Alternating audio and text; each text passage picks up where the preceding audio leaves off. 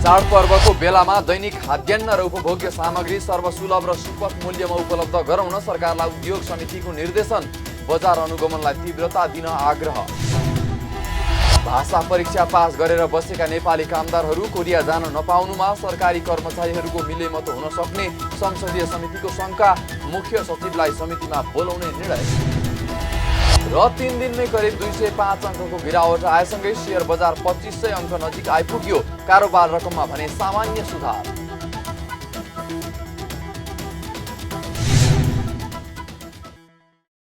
हामी छौं पल पल तपाईसँग, हिमाल पहाड तराईसँग, साथ छ हाम्रो बढ्ने कदमलाई। सलाम छ ती पोरखे हातहरूलाई, जिन्दगी सजाइदिन्छौँ हामी, हर सासको साथी बन्छौँ हामी। सुरक्षा अनि समृद्धि प्राण छ हाम्रो, हर आफू पनि बचौं, अरूलाई पनि बचाऊ। आजै नेपाल लाइफमा जीवन बिमा गरौँ। हामी हौं नेपाल लाइफ। नेपाल लाइफ, किनकि जीवन अमूल्य छ।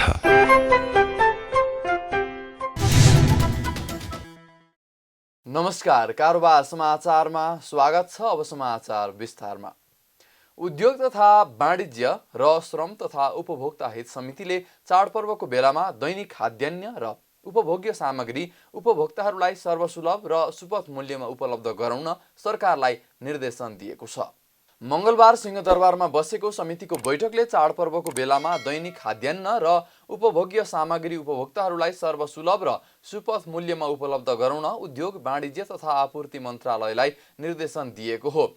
समितिको निर्णय सुनाउँदै समितिका सभापति विमल प्रसाद श्रीवास्तवले चाडबाडको बेला कुनै पनि सामग्रीहरू अभाव हुन नदिन उद्योग मन्त्रालयलाई निर्देशन दिनुभयो।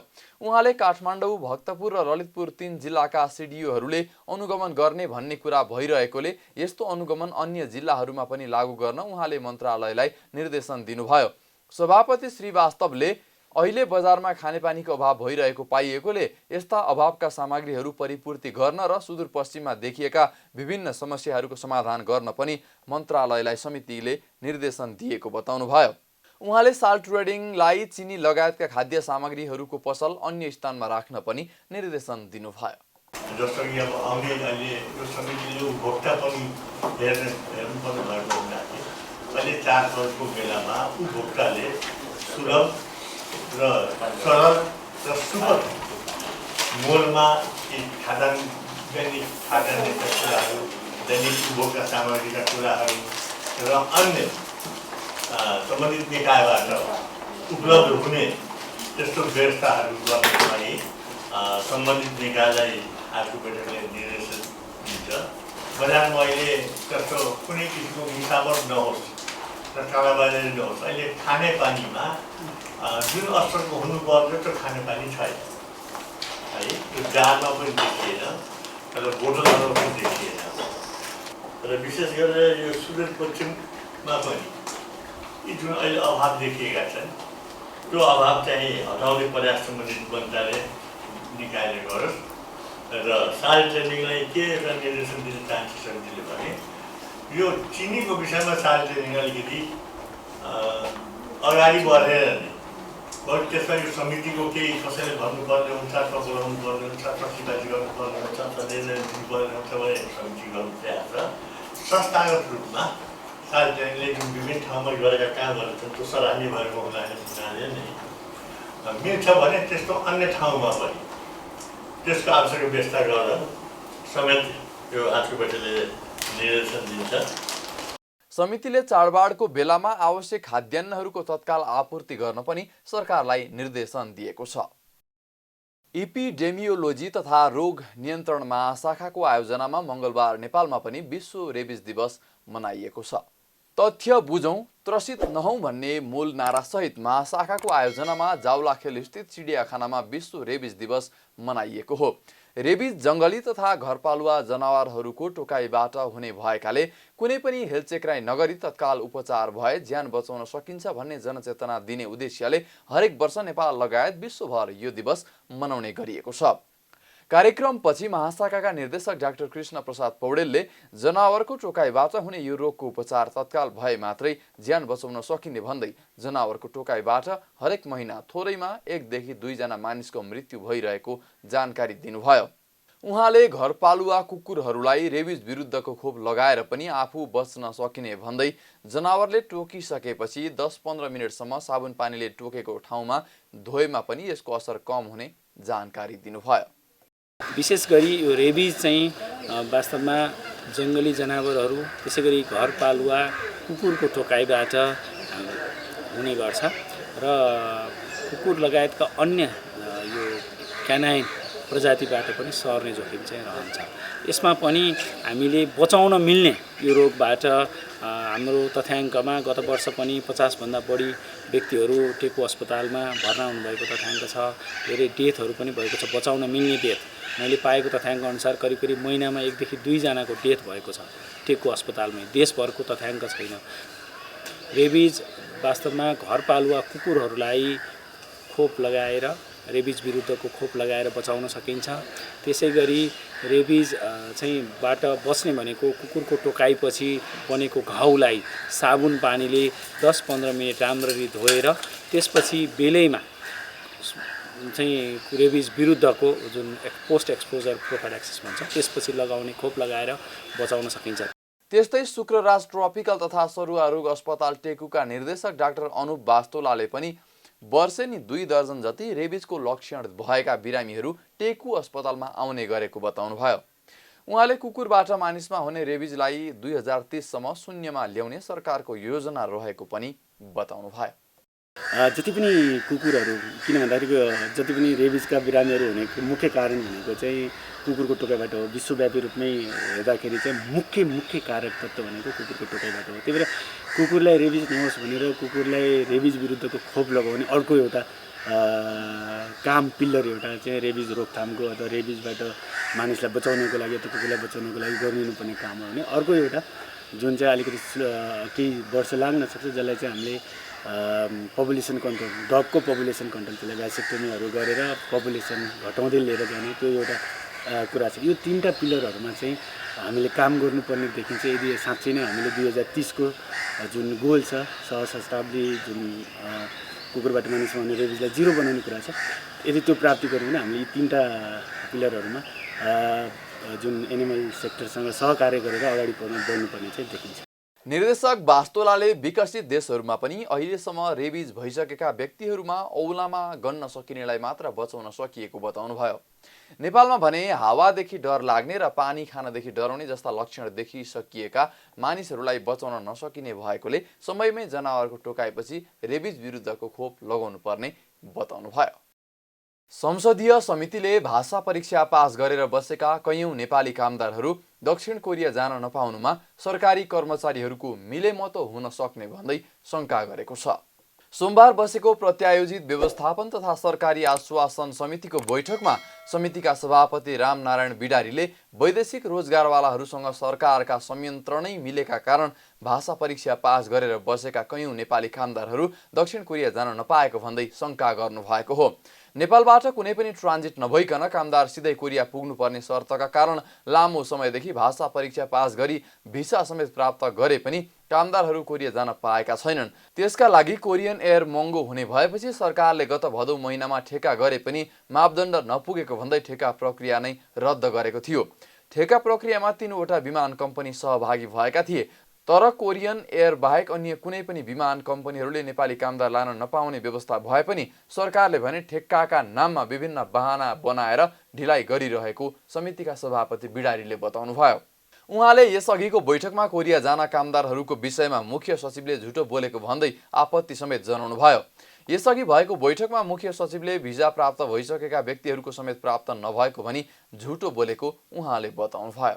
वैदेशिक रोजगारवालाहरूसँग अनड्यू चाहिँ रिलेसन गरेर त्यो रिलेसनको आधारमा यिनीहरूलाई जानलाई बन्द गरिदिने अनि यी बिचल्लीमा परे अनि यिनीहरू त कोरिया जाँदैन, अब मुलुक खाडी भयो भने पठाइदेऊ भन्छन् यिनीहरूले।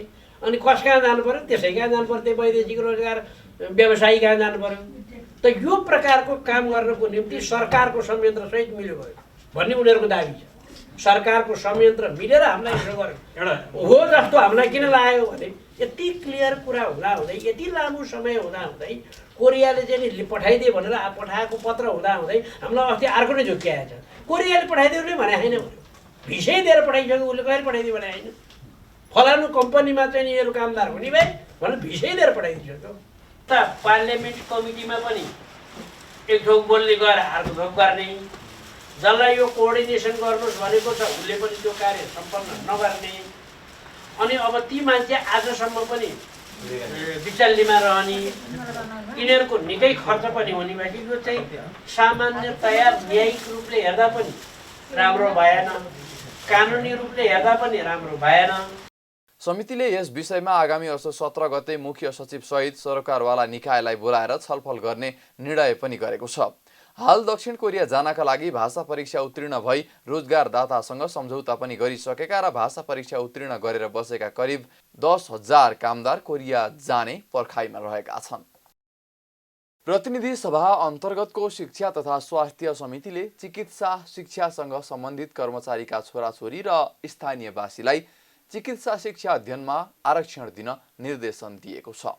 समितिको मङ्गलबार सिंहदरबारमा बसेको बैठकले चिकित्सा शिक्षासँग सम्बन्धित कर्मचारीका छोराछोरी र स्थानीयवासीलाई चिकित्सा शिक्षा अध्ययनका लागि विद्यमान ऐन नियमावलीहरू संशोधन गरेर भए पनि आरक्षण दिन सरकारलाई निर्देशन दिएको हो। समितिकी सभापति जयपुरी घरतीले ऐनले व्यवस्था गरे अनुसार आरक्षणको व्यवस्था गर्न तथा आगामी दिनमा हुने चिकित्सा शिक्षा सम्बन्धी परीक्षाहरूमा नियमावली संशोधन गरेर भए पनि आरक्षणको व्यवस्था गर्न निर्देशन दिएको जानकारी दिनुभयो।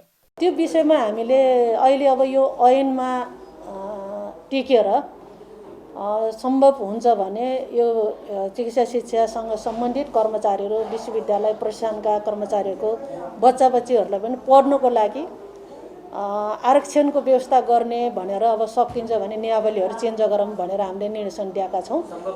सम्भव भएसम्म कानुन ऐनमा टेकेर सम्भव भएसम्म त्यो आरक्षण दिनुपर्छ भन्ने गरेका छौँ। बैठकमा सांसद योगेश भट्टराईले चिकित्सा शिक्षामा काम गर्ने कर्मचारीहरू आर्थिक हिसाबले सम्पन्न हुने भन्दै उनीहरूलाई आरक्षण दिँदा सम्पन्न मानिसमा नै आरक्षण जाने भएकाले चिकित्सा शिक्षासँग सम्बन्धित कर्मचारीका छोराछोरीलाई आरक्षण दिनु आवश्यक नरहेको बताउनु भयो। तर सामान्यतया अब चिकित्सा शिक्षामा काम गर्ने शिक्षक र कर्मचारी अथवा शिक्षक भनिसकेपछि क्लासको हिसाबले हेर्ने हो भने त्यो अलिकति सम्पन्न मान्छे हुन्छ। त्यहाँको शिक्षक अब कर्मचारी कार्य सहयोगी होला के होला त्यसको बारेमा मलाई भन्नु छैन। तर चिकित्सा शिक्षामा युनिभर्सिटीमा पढाउने होइन, मेडिकल युनिभर्सिटीमा पढाउने अथवा कलेजमा पढाउने शिक्षकहरू मेरो विचारमा तिनीहरू सम्पन्न नै जनरली हुन्छ होला। म ठोकुवाका साथ किन भन्नु सक्दिनँ भने हामीसँग यस्तै डाटा छैन, तिनीहरूको आर्थिक अवस्था के छ भन्ने कुराको त केही पनि डाटा छैन त्यहाँ पढाउने शिक्षक। तर पनि मलाई अनुमान के हो भने मेडिकल एजुकेसन आफैमा महँगो छ है, त्यो ठाउँसम्म पढ्न सक्ने आजको दिनमा सम्पूर्ण परिवारकै मान्छे चालन भन्ने एउटा अनुमानको आधार भन्यो भने फेरि आरक्षण कहाँ जाने हो त भन्दा फेरि सम्पूर्णहरूमै जान्छ। एकापट्टिबाटै हेर्दा अर्कोपट्टिबाट हेर्दा फेरि के छ त्यहाँ त्यत्रो पसिना बगाएका छ, पसिना त्यो इन्स्टिट्युसनको निम्ति बगाएका छ, उसले किन नपाउनु भन्ने प्रश्न पनि उठ्छ होइन। यसलाई चाहिँ अलिअलि त्यसभित्रका पनि केही क्याटेगोरी गर्ने हो भने ठिकै छ, नत्र यो राखिरहनुपर्छ जस्तो मलाई लाग्दैन। सांसद नवीना लामाले चिकित्सा शिक्षामा पाइने आरक्षणको सम्बन्धमा कर्मचारी र नेताले मात्रै जानकारी राख्ने र उनीहरूको छोराछोरीले मात्रै फाइदा लिइरहेको भन्दै आम मानिसमा यसबारे जानकारी नै नहुने गरेको बताउनु भयो। मेरो कुरा चाहिँ के छ भने यो कर्मचारीका छोराछोरीको लागि यो आरक्षण भन्ने हुँदैन। यो खासै यो चाहिँ सायद यो समस्या आएर आजको एजेन्डा राख्नु भएको होला, किनभने त्यहाँको सबैभन्दा चिकित्सक क्षेत्रभित्रको स्कलरसिपको कुरा, त्यो भित्रको सबै कुराहरू कसैले थाहा छ भने त्यहाँको कर्मचारीहरूले थाहा हुन्छ। अनि त्यसपछि सूचनाको आधारले जनताले थाहा हुन्छ, त्यहाँको विद्यार्थीले थाहा हुन्छ होइन। त्यसो भए हुनाले त्यो सबै कुरा सुविधा पाउने कुरा चाहिँ आजसम्म कसले गरेछ भन्दाखेरि नेपालको कर्मचारीहरूले गरेछ, कर्मचारीको छोरछोरीले गरेछ, त्यसपछि नेताको छोरछोरीले गरेछ, नेताहरूले गरेछ। सांसद लामाले चिकित्सा शिक्षामा खास जाति समुदाय र वर्गको मात्रै पहुँच भएकाले तिनीहरूले मात्रै आरक्षणको सदुपयोग गर्ने र अन्य समुदाय पछि परिरहने तर्क समेत गर्नुभयो। संसदीय समितिले पीडितलाई तत्काल राहत हुने गरी लैङ्गिक हिंसा निवारण कोष परिचालन गर्न सरकारलाई निर्देशन दिएको छ। मंगलबार सिंहदरबारमा बसेको संघीय संसद प्रतिनिधि सभा अन्तर्गतको महिला तथा सामाजिक समितिको बैठकले पीडितलाई तत्काल राहत हुने गरी लैङ्गिक हिंसा निवारण कोष परिचालन गर्न गराउन प्रधानमन्त्री तथा मन्त्री परिषद कार्यालय, गृह मन्त्रालय, अर्थ मन्त्रालय र त्यसका लागि आवश्यक समन्वय गर्न महिला, बालबालिका तथा ज्येष्ठ नागरिक मन्त्रालयलाई निर्देशन दिएको हो। महिला हिंसासँग सम्बन्धी कोष तत्काल परिचालन गरी पीडितलाई राहत दिने व्यवस्था गर्न सरकारलाई सचेत गराइएको समितिकी सभापति निरुदेवी पालले जानकारी दिनुभयो। समितिले लैङ्गिक हिंसासँग सम्बन्धित कोषहरूलाई एकीकृत गर्न पनि सरकारलाई निर्देशन दिएको छ। समितिको यो बैठक लैङ्गिक हिंसा सम्बन्ध छरिएर रहेका कोषहरूलाई एकीकृत गरी व्यवस्थापन गर्न, कोषमा पर्याप्त रकम उपलब्ध गराउन, लैङ्गिक हिंसा पीडित प्रभावितको मापदण्ड एवं स्पष्ट कार्यविधि बनाई आधारभूत उपचार एवं सम्मानपूर्वक बाँच्न पाउने अधिकारको प्रत्याभूतिका लागि समेत शीघ्र प्रक्रियाबाट तत्काल राहत रकम संरक्षण तथा अभिभावकत्व उपलब्ध गराउन, सङ्घीय संरचनामा यस्ता कोष परिचालनमा देखिएका समस्या तत्काल समाधान गर्न गराउन समिति नेपाल सरकार, प्रधानमन्त्री तथा मन्त्री परिषदको कार्यालय, गृह मन्त्रालय, अर्थ मन्त्रालय तथा आवश्यक समन्वयका लागि महिला, बालबालिका तथा ज्येष्ठ नागरिक मन्त्रालयलाई निर्देश गर्दछ। हाल नेपालमा लैङ्गिक हिंसा निवारण तथा न्यूनीकरण गर्न लैङ्गिक हिंसा निवारण कोष, पुनर्स्थापना कोष, सेवा कोष, पीडित राहत कोष, बाल कोष र एकल महिला संरक्षण कोष लगायत छुट्टा छुट्टै कोष छन्। बैठकमा समितिका सदस्यहरूले महिला हिंसा निवारण कोषलाई उचित परिचालन गर्ने गरी जिल्ला तहमा पनि महिला विकास कार्यालयको व्यवस्था गर्न ढिलाइ नगर्न सरकारलाई सचेत गराउनु भएको थियो। उहाँहरूले सरकारले हिंसा पीडित महिलाहरूलाई राहत उपलब्ध कोषको परिचालन प्रभावकारी ढङ्गले गर्न नसकेको आरोप समेत लगाउनु भएको थियो। कानुनको अभाव भन्ने उहाँहरूले जे भन्नुभएको छ त्यो हो भने सबभन्दा पहिला त कानुन बनाउनु पर्यो हामीले, होइन? त्यो बिल चाहिँ नि अब तुरुन्तै संसदमा आउने खालको कुरा गर्नु पर्यो। अनि तल चाहिँ त्यो पठाएको पैसा अब त्यो एउटा कार्यकाल सकिन लाग्यो, अहिलेसम्म त्यो चाहिँ अब कोषै छैन। माथिबाट भन्दाखेरि हामीले म त एकदम सिड मनी पठाएको छ, त्योबाट चाहिँ नि किन त्यहाँ चाहिँ नि होइन त्यो राहत कोष नबनाउने भनेर हामीले पहिला त्यो लैङ्गिक न्यायका लागि सङ्घीय सांसद समूह बनाउँदा त्यहाँबाट पनि धेरै चर्चा पनि गऱ्यौँ। तर त्यहाँ धेरै चर्चा गरिसके पछाडि उहाँले चाहिँ नि अनि त्यो उहाँहरूको प्रेजेन्टेसनमा बिमलाजी पनि जानुभएको थियो राष्ट्रिय सभाको, म पनि थिएँ त्यसमा चाहिँ नि अरू 2-3जना मान्यजीहरू पनि हुनुहुन्थ्यो। त्यो थाहा पाइसकेपछि त हामीले यहाँ जतिसुकै कराए पनि अब कानुनै छैन, नियमावली नै छैन भन्ने हिसाबले त्यो सम्भव भएन। त्यसले गर्दा सबैभन्दा पहिलो कुरो चाहिँ त्यो के हो भन्ने खालको कुरो चाहिँ जानकारी पाऊँ र अब त्यो छ भनेदेखि छैन भने बनाऊ भन्ने कुरा हो। यो अहिले कतिपय अवस्थामा चाहिँ यो हिंसा निवारण कोष छ कि छैन अथवा यो बेचबिखन ओसार पसार नियन्त्रणको कोषहरू छ कि छैन भन्ने कुरा तल्लो तहसम्ममा अझै पनि थाहा भइसकेको अवस्था छैन। यद्यपि हिजोको दिनमा हामीले थुप्रै मानवाधिकार संस्थाहरूबाट समन्वय गरेर त्यसमा पनि भएन जिल्ला जिल्लामा एउटा कार्यालय महिला विकास कार्यालय चाहिँ त्यहाँ थियो। महिलाहरूले हाम्रो बारेमा बोलिदिने र हाम्रो बारेमा गरिदिने यो ठाउँ छ भन्दा कतिपय अवस्थामा त्यो ठाउँसम्म पुग्ने पहुँच राख्थे। तर अहिले त्यो पनि नभएको अवस्थामा हामीले जुन यो कोषहरूको परिकल्पनाका साथ यो कोषहरू चाहिँ भइरहेको छ, तर यसलाई परिचालन गर्न अप्ठ्यारो पर्छ नै होला। यता समितिका सदस्यहरूले उठाएका प्रश्नहरूको जवाब दिँदै महिला, बालबालिका तथा ज्येष्ठ नागरिक मन्त्रालयकी सचिव यामकुमारी खतिवडाले प्रदेश र स्थानीय तहले अझै कानुनी व्यवस्था नगरेकाले महिला हिंसा निवारण कोष परिचालन प्रभावकारी हुन नसकेको बताउनुभयो। उहाँले स्थानीय तहमा हिंसा पीडित महिलाका लागि राहत कोषको व्यवस्था गरे पनि त्यसबारे आम जनतालाई सचेत गराउने काम हुन नसकेको प्रश्न पार्नुभयो। अब स्थानीय कानुन बमोजिम र प्रदेश कानुन बमोजिम चाहिँ कोष स्थापना गर्नुपर्छ भनेकोले गर्दाखेरि स्थानीय र प्रदेशमै पहिला कानुनी चाहिँ व्यवस्था हुनुपर्ने देखिन्छ यहाँ। र हामीले चाहिँ स्याम्पलको रूपमा जुन यो नियमावली छ, केन्द्रको नियमावली चाहिँ त्यहाँ पठाएर क्याबिनेटको डिसिजन समेत यो चाहिँ त्यहाँ तत्काल कानुनी व्यवस्था गरेर चाहिँ कोष स्थापना गर्नुहोला भनेर हामीले पठाएको। अब त्यो टोकन मनी त 1-1 लाख म्याचिङ फन्ड पनि होइन, त्यो खास चाहिँ स्थानीयले नै जिम्मा लिनुपर्ने हो।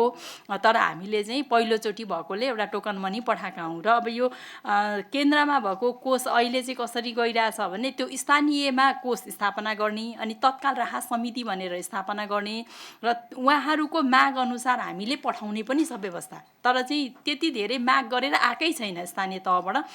सचिव खतिवडाले प्रदेश र स्थानीय तहलाई महिला हिंसा निवारण कोषको आवश्यक व्यवस्था मिलाउने गरी कानुनी प्रबन्ध गर्न सङ्घीय सरकारले पटक पटक पत्राचार गरेको पनि स्मरण गराउनुभयो। उहाँले हिंसा पीडित महिलाहरूका लागि आवश्यक राहतको व्यवस्था हुने गरी कार्यविधि निर्माण गर्ने कामलाई अघि बढाइएको पनि समितिलाई जानकारी दिनुभयो। लगातार 3 दिन उच्च अङ्कको पहिरो गएसँगै शेयर बजार 2500 अङ्क नजिक आइपुगेको छ। पछिल्लो 3 कारोबारको दिनमा नै शेयर बजार मापन गर्ने नेप्से परिसूचक 204.33 अङ्कको गिरावट हुँदा नेप्से करिब 6 महिना यताकै न्यून अङ्कमा अर्थात् 2500 अङ्क नजिक झरेको हो। साताको पहिलो कारोबारको दिन आइतबार 61.27 अङ्क, सोमबार 73.05 अङ्क र आज 70.01 अङ्कको उच्च गिरावट हुँदा नेप्से परिसूचक 2615.40 अङ्कमा आइपुगेको छ। गएको 3 दिनको अवधिमै नेप्से परिसूचक 204.33 अङ्कले घटेको छ। बजारमा परिसूचकसँगै सबै समूहका परिसूचकहरू राताम्य भएका छन्। वित्त समूहको परिसूचक सर्वाधिक 7.37 र जलविद्युत समूहको परिसूचक 4.74% को गिरावट भएको छ। आज नेप्से परिसूचकमा उच्च अङ्कको गिरावट आए पनि कारोबार रकम र शेयर सङ्ख्यामा भने सामान्य सुधार भएको छ। दिनभर कुल 218 कम्पनीको 1,30,00,000 किता शेयर 5,74,00,00,000 बराबरमा किनबेच भएको छ।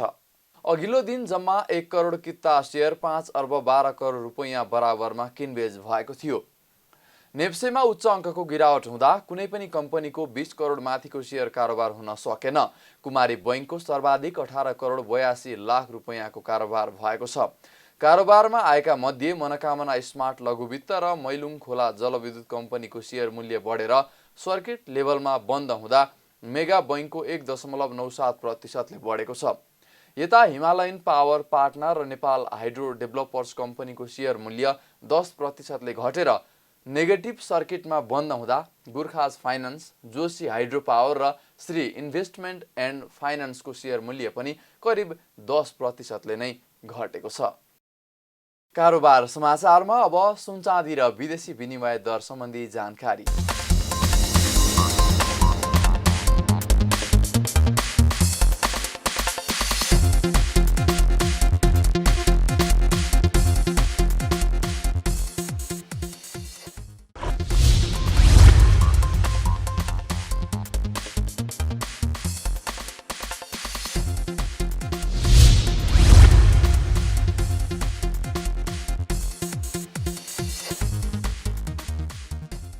बिदा हुनु अघि अहिलेसम्मका प्रमुख समाचार फेरि एकपटक। चाडपर्वको बेलामा दैनिक खाद्यान्न र उपभोग्य सामग्री सर्वसुलभ र सुपथ मूल्यमा उपलब्ध गराउन सरकारलाई उद्योग समितिको निर्देशन, बजार अनुगमनलाई तीव्रता दिन आग्रह। भाषा परीक्षा पास गरेर बसेका नेपाली कामदारहरू कोरिया जान नपाउनुमा सरकारी कर्मचारीहरूको मिलेमतो हुन सक्ने संसदीय समितिको शंका, मुख्य सचिवलाई समितिमा बोलाउने निर्णय। र 3 दिनमै करिब 205 अङ्कको गिरावट आएसँगै शेयर बजार 2500 अङ्क नजिक आइपुग्यो। कारोबार रकममा भने सामान्य सुधार।